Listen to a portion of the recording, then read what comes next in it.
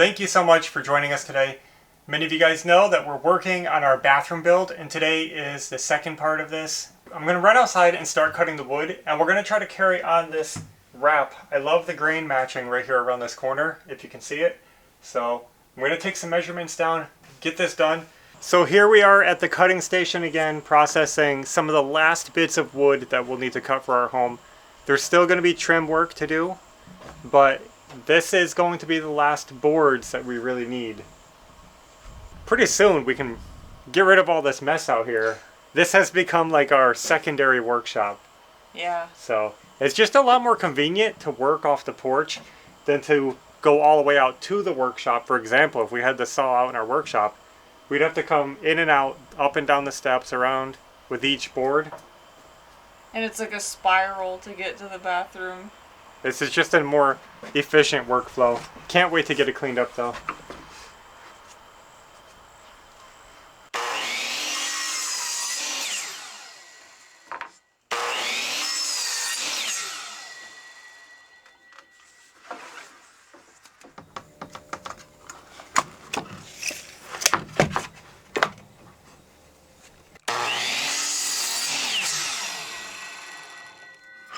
Since we have to cut out that siding anyway on the outside of the house when our window comes, we drilled a hole through it to send this hose through so that we could work with the nailer, just so you know why there's a hose coming out the wall. As we cut each of these boards, they're being numbered so that we know which ones go together, and that way we can grain match them across the wall.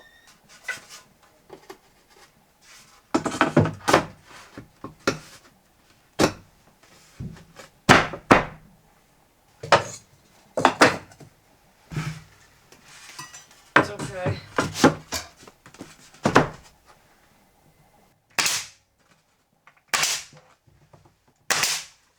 Doesn't matter which ones.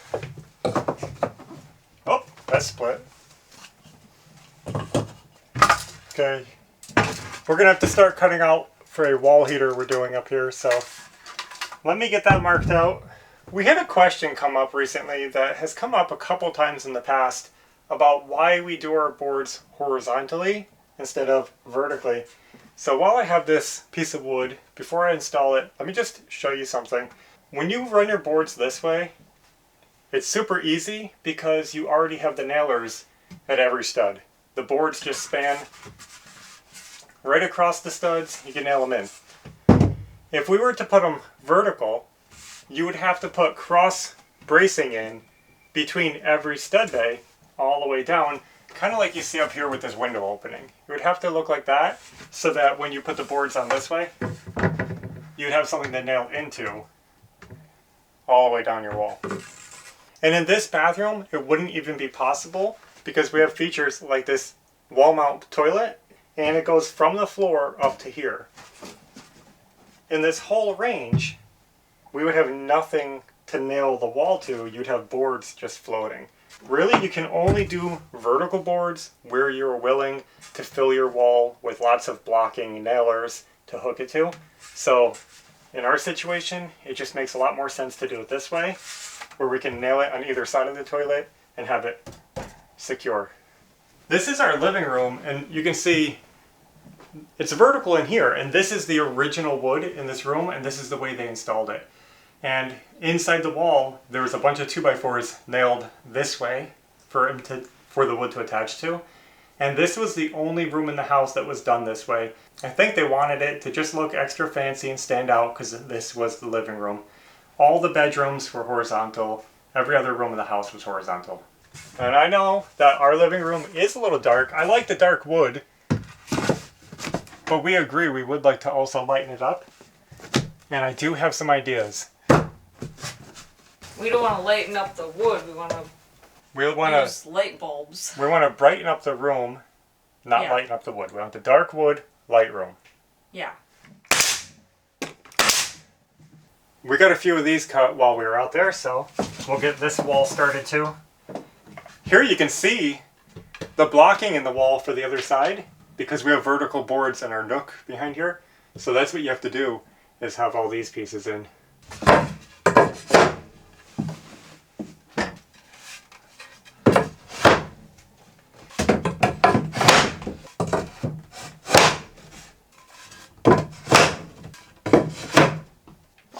We were supposed to insulate this wall before closing it up. We are. This wall, yeah. It's been so long since I prepared this bathroom, I forgot about this wall. All the other walls are insulated, so it seemed kind of silly to leave this one out. Here comes the mess that I'm not looking forward to.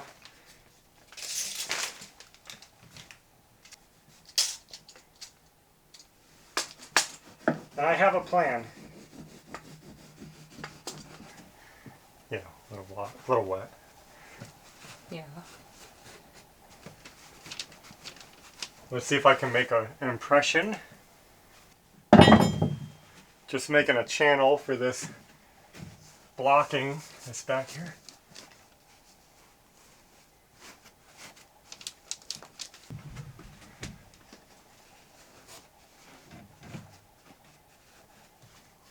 I don't make a big deal about insulation in interior walls, but I didn't want to stop the job halfway. We already did all the rest, and it might make a difference. Because we're going to keep going, cut a few more boards, we're almost done. That's a new view, new angle. Oh yeah.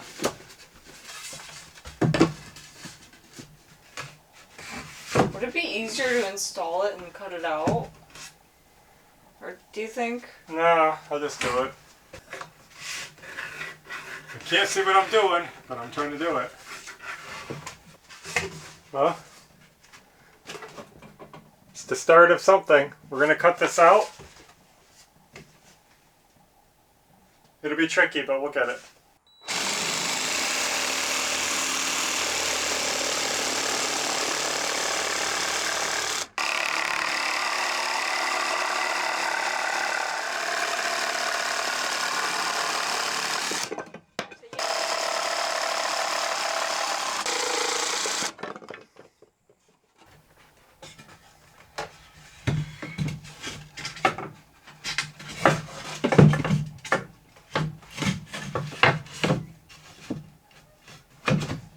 Okay.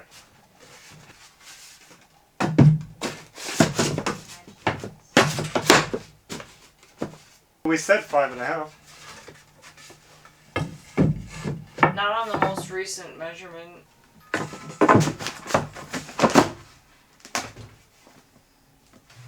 Tell me when you're ready. Like right here? Yep. Oh, yep. Make it straight. Okay. Okay, do this one. Good. What's the front and back? Let's see if they fit. Most likely not. Yeah, usually we have to back double them. Yep. Let me put these together and put them in one unit. Okay.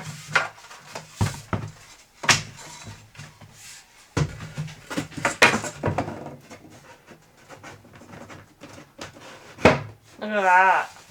Wow guys, big progress. We just finished up the two main walls of the bathroom and I'm so happy with how this finish came out. And I mean the finish of the cuts, the alignment, the grain, all that stuff. So now I would love to say that we're done, but we're not. We got to finish the wall over here. So let me tell you what I've been working on. Well, we ate lunch and then I came back and I shimmed out the wall up here. Now, my framing wasn't perfect. Something was out of square, so the walls had to be shimmed out when I installed the shower surround.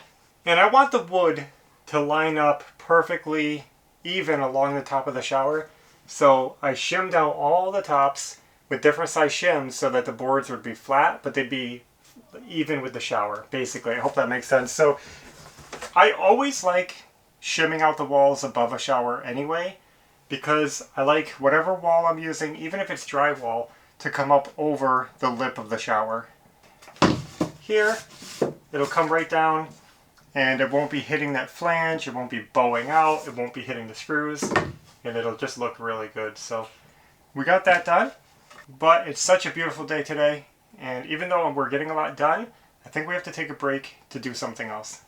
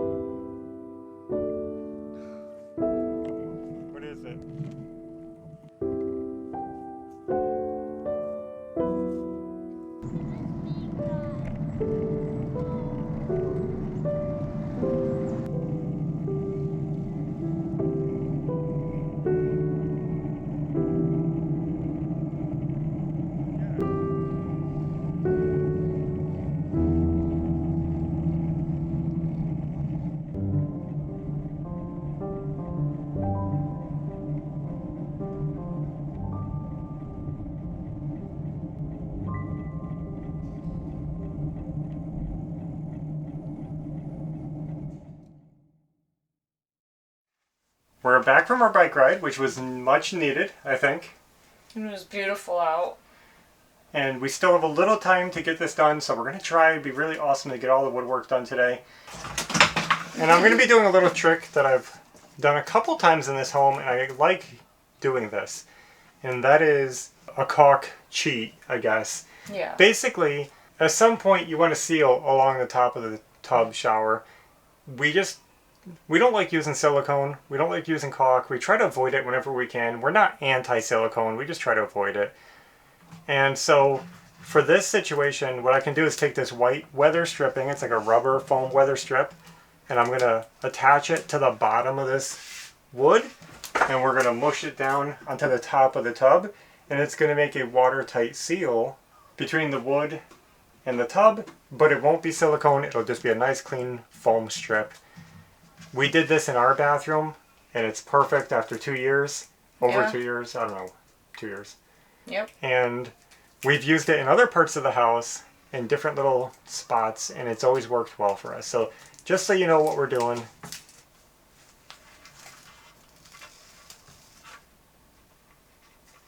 I'm not squeezing this down tight. I'm just gently squeezing it just to put a little pressure on that foam. I'll show you guys close up, but it looks like the cleanest caulk line you've ever seen. It's just easy caulk. Guys, we just got over the hard part. Now, it's just simple boards. No more weird cuts, no more foam strips. We'll just start cutting and nailing. In fact, we got a bunch of these done, right? Yeah. Let's start nailing. Get them. So these actually are really easy. The door trim, I don't have to nail them special. The door trim's going to hide these nails. Oh yeah. And the corner trim will hide these nails if I'm not doing them good.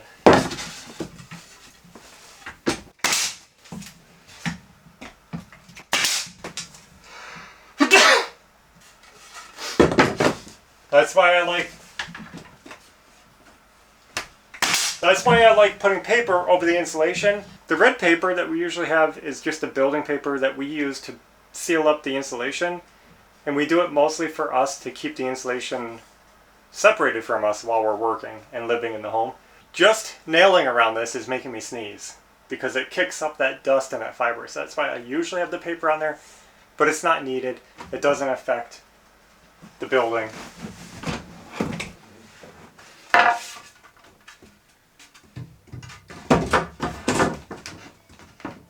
Which one is this? I don't know. You'll have to line it up.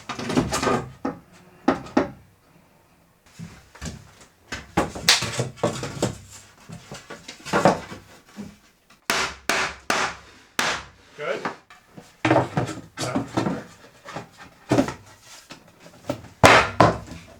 Finishing up the last few boards.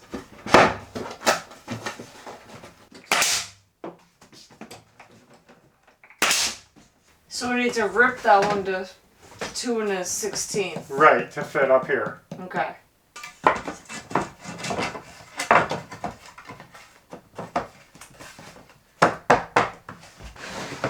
There it is. We got a little bit of cleanup to do, but the walls are finished. That's not including trim work. I'm going to cap the edges of these. I'm going to put some wood in here, cap the edges of those. So it will look more and more finished as we go forward, but right now we're at the point where the walls can start to be stained. We're going to stain them white. The whole bathroom is going to be white. That felt like a long day to me. I felt like we worked on this all day. Yeah. And I'm just relieved to be done. So I guess that's all we have for now. We're going to keep working on this though. I'm going to try to roll right into getting that stain going because we want to get this going fast. Yeah. We have floor tile sitting out here behind us and a new vanity on the way. So it's like on the truck being shipped to us. So that's why I'm kind of hurrying because I don't want stuff piling up in our living room, okay? So we're just trying to get this done. Every time we have boxes in here, we use them and then we get new boxes and we use that. Yeah. It's like a cycle. So we're trying to get going on this and we'll keep you guys updated along the way. So thanks for watching and until next time, take care. Bye.